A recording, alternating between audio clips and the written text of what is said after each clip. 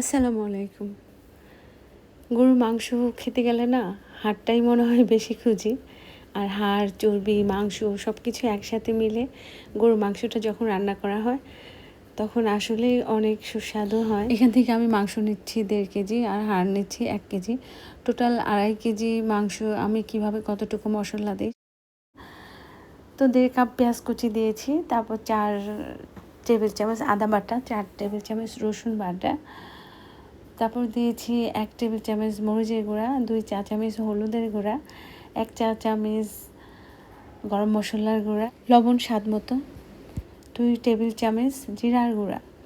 তারপর দিয়েছি লং, এলাচ, দারচিনি, এই সব কিছু দিয়ে খুব ভালো মাংসের মশলাটা কষিয়ে নেওয়া হচ্ছে। লং দিলে কিন্তু গরুর মাংসের টেস্ট, ফ্লেভার দুইটাই অনেক ভালো আসে। মাংসের মশলা যত সময় ধরে কষিয়ে নেওয়া যায় তত কিন্তু মাংসটার থেকে সুন্দর ফ্লেভার আসে, এবং কি মাংসের যে মশলাটার যে একটা গন্ধ থাকে সেটা কিন্তু আর থাকে না। তো সব সময় চেষ্টা করি যে মাংসের মশলাটা ভালো করে কষিয়ে নেওয়ার জন্য।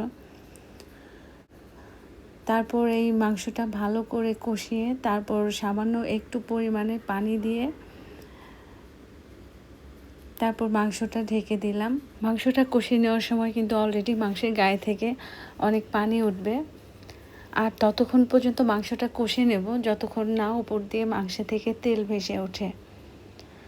তো আর মাঝে মধ্যে মাংসটা নেড়ে দিতে হবে যেন মাংসের হাঁড়ির তলায় মাংসটা মশলা পুড়ে না যায়। তারপর মাংসটা কষানো হয়ে গেলে তারপর সেখানে পরিমাণ মতো পানি দিয়ে দিতে হবে। যদি মাংসের ঝোলটা পাতলা ঝোল খেতে চান তাহলে অবশ্যই মাংসের পানির পরিমাণটা বেশি দিতে হবে, আর গরম পানি দিলে অবশ্যই মাংসের টেস্ট আরও বেড়ে যাবে। সবাই অনেক ভালো থাকবেন। আসসালামু আলাইকুম। আল্লাহ হাফেজ।